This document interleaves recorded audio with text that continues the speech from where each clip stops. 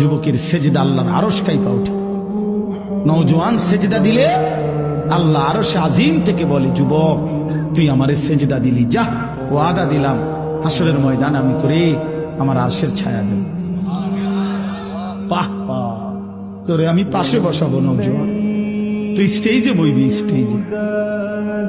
স্টেজে বসবি, বাকিরা তাকায় দেখবে, বাপরে আমগো এলাকার হেতে দি বাদশাহ। আল্লাহ তৌফিক দান করুন।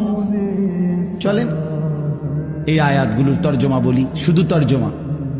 আল্লাহ তাআলা বলেন, কাল্লা ইদা দুক্কাতিল আরদু দাক্কান দাক্কা।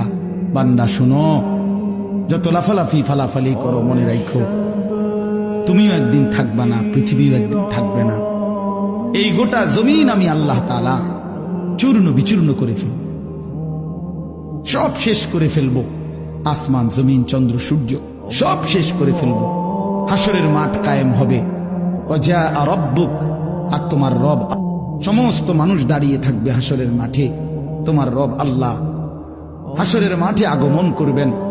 ওয়াল মালাকু সাফফান সাফফা, কোটি কোটি ফেরেশতা হাসরের ময়দানে সারিবদ্ধভাবে দাঁড়াবে।